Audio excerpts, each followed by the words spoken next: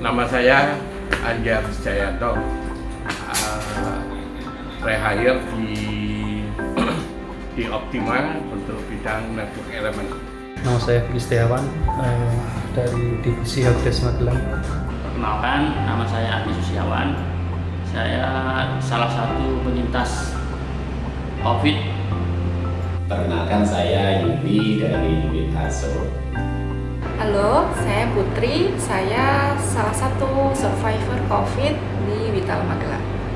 Saya Wildan Guntur, saya salah satu survivor COVID di Telkom Vital Magelang.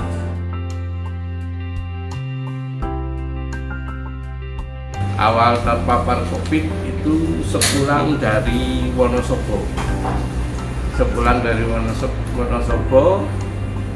Setelah keesokan harinya dirasakan demam,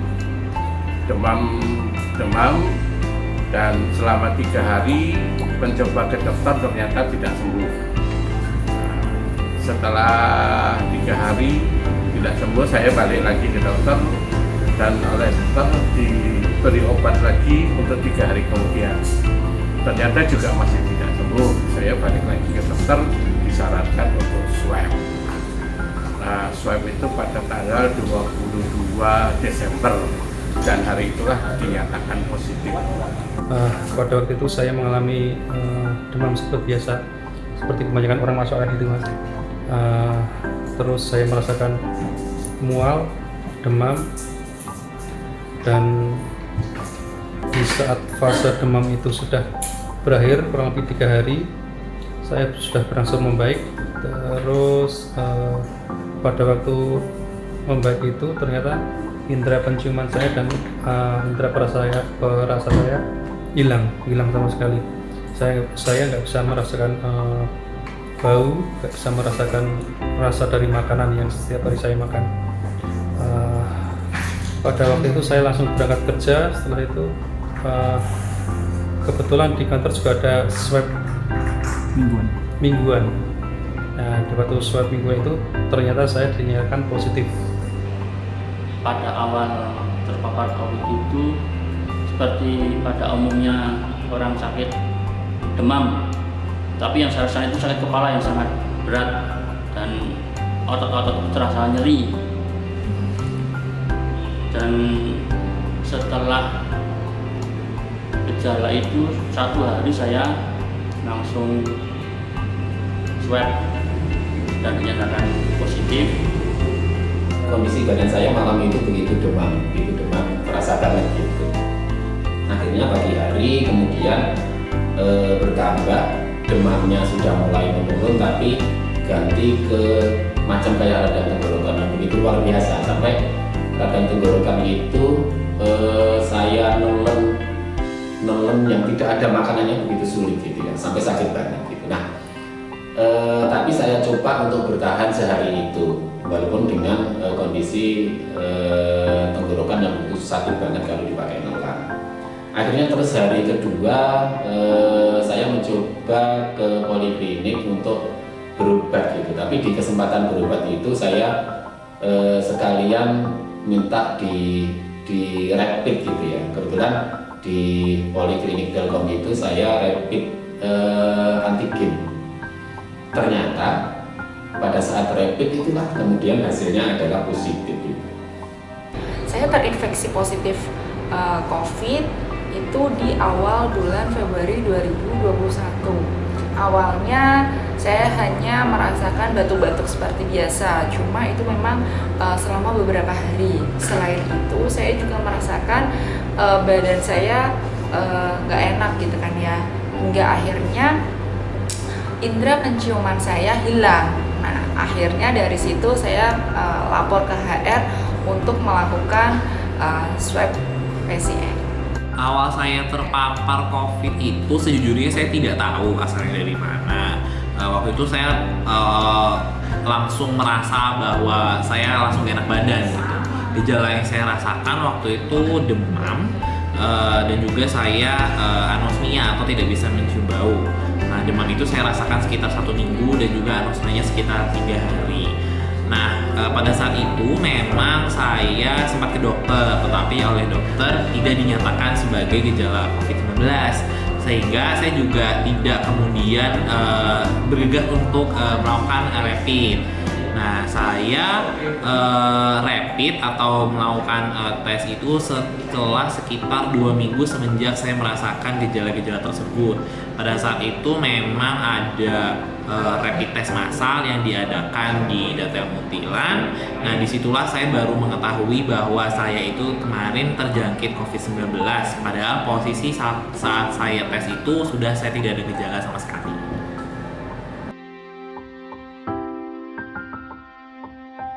Sekitar 12 sampai 13 hari sampai saya swab kedua dinyatakan negatif. Tapi setelah 12 hari saya cuma yakin gejala-gejala sudah tidak saya rasakan lagi. Saya yakin untuk swab kedua. Dan alhamdulillah tepat 13 hari dari swab pertama saya sudah dinyatakan negatif. Ya, jadi setelah kemarin saat itu saya rapid test hasilnya reaktif dan juga kemudian segera saya melakukan tes swab dan saya juga positif, saya diminta untuk melakukan isolasi mandiri.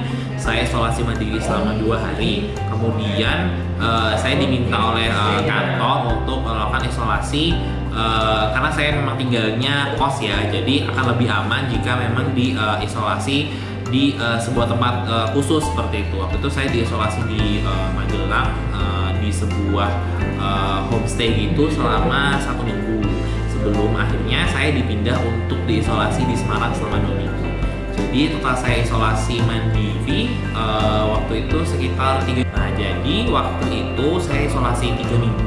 Nah, setelah selesai isolasi itu saya kan swab test itu ya waktu itu posisi di Semarang. Itu pun sebenarnya ketika saya swab hasilnya tidak sepenuhnya negatif. Jadi masih ada satu jenis virus yang satu jenis virus COVID yang saya dinyatakan sebenarnya masih positif karena kadarnya itu masih melebihi batas waktu itu di tubuh saya. Jadi sebenarnya waktu itu masih positif. Tetapi setelah saya konsultasi dengan dokter baik itu dari Yakes yang juga kemudian konsultasi ke dokter yang ada di rumah sakit Dr. Karyadi, katanya saya diperbolehkan untuk lepas isolasi, tetapi masih harus menjaga protokol. Alasannya waktu itu memang karena pada saat itu persyaratan untuk lepas isolasi mandiri adalah sudah tidak ada gejala semenjak gejala terakhir selama 10 hari. Jadi dianggap bahwa virus itu di tubuh itu sudah tidak lagi aktif dan sudah tidak dapat menyebar ke orang lain seperti itu. Makanya saya diperbolehkan untuk lepas isolasi mandiri. Setelah swab dan dinyatakan sebagai positif COVID-19, akhirnya saya melakukan isolasi mandiri. Kalau total isolasi mandiri yang saya lakukan itu selama 3 minggu.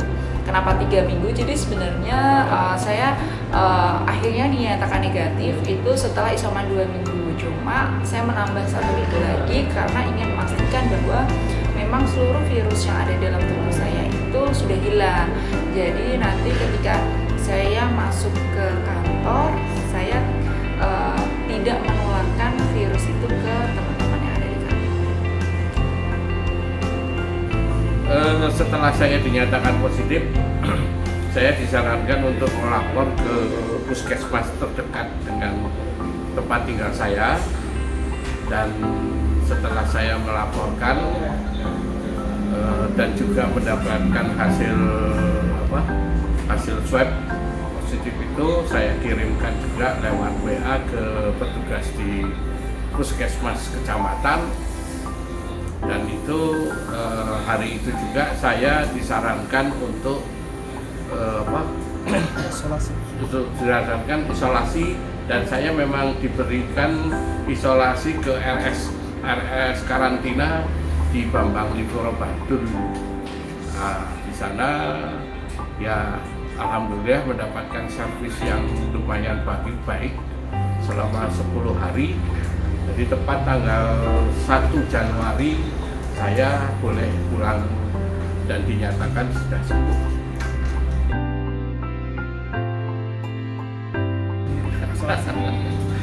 Untuk selama isolasi mandiri ya tidak ada kegiatan apapun di RS Mandiri itu di RS karantina itu ya cuma diberikan makan minum dengan obat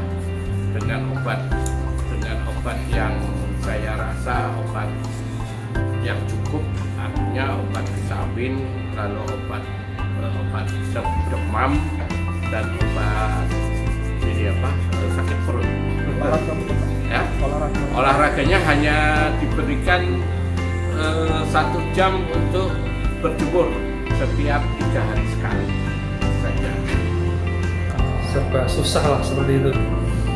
Tiap hari kita harus minum obat, harus memperbaiki imun kita, terus harus tiap hari juga harus olahraga, dan pada waktu itu kita harus mengobati diri sendiri. Yang kedua adalah menghalau suara-suara dari luar seperti itu, yang bisa membuat imun kita menjadi lebih buruk jika kita pikirkan secara berlebihan. Di samping monitor pekerjaan rutin di isolasi mandiri, saya juga berupaya seperti yang disarankan dari kawan-kawan bahwa berjemur, kemudian melakukan aktivitas artinya aktivitas yang bagaimana supaya menjaga kondisi tubuh tetap fit, itu selalu lakukan. Pagi-pagi biasanya kebetulan di rumah itu ada lahan kosong, jadi ya sudah setiap pagi itu saya sambil berjemur jalan-jalan paling tidak 1/4 sampai setengah jam, itu selama masa isolasi.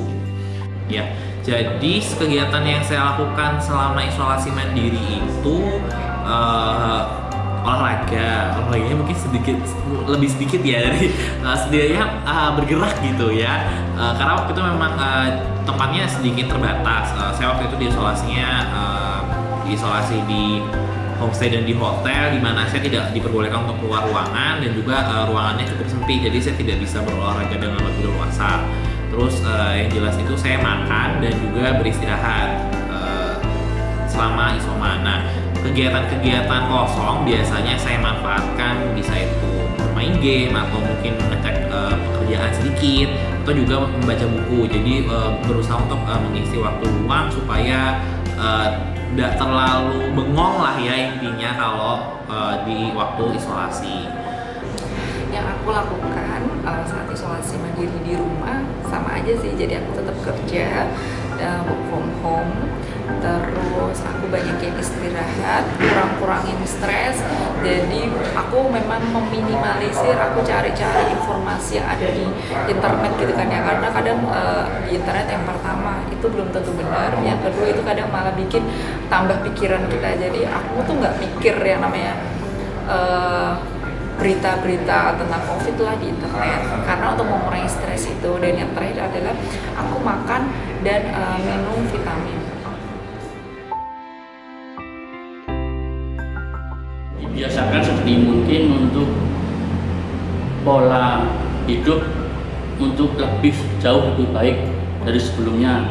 Soal pola makan, pola kegiatan, olahraga itu harus digiatkan lagi untuk terhindar dari COVID. Sekian untuk itu, semoga teman-teman bisa terhindar dan siap waspada dari COVID. Terima kasih. Jaga imun, jaga pikiran, jaga keluarga, dan semoga kalian tetap sehat dan tanpa terkena COVID. Pesannya, jaga kondisi tubuh. Ketika tubuh teman-teman itu kuat, secara otomatis virus itu nggak akan masuk. Dan memang yang selalu harus kita lakukan adalah kita pakai masker mau dimanapun. Baik cuma beli sayur di depan rumah, tapi kan kita nggak ngerti penjual sayur itu dia terima siapa aja. Jadi yang pasti adalah jaga kondisi tubuh dan selalu pakai masker. Mengikuti 5M yang dianjurkan pemerintah ya, memakai masker, menjaga jarak, terus juga mencuci tangan, menghindari kerumunan, dan juga mengurangi mobilitas. Jadi selalu memakai masker kemana-mana, terus juga selalu menjaga kebersihan tangan, mencuci tangan menggunakan hand sanitizer, terus juga menjaga jarak dari orang lain. Jadi kalau ada kerumunan juga menghindari kerumunan seperti itu, dan juga mengurangi bepergian keluar, terutama keluar kota. Itu mungkin itu ya. Dan juga yang cukup penting juga itu yang pertama itu berjemur. Jadi berjemur dan juga berolahraga rutin gitu. Untuk pesan orang lain ya seperti biasa, artinya jagalah sesuai pesan Mama 3M dan juga ikuti protokol kesehatan. Inilah yang kita lakukan, inilah upaya kita supaya kita bisa terhindar dari wabah ini yang memang kita tidak tahu gitu ya.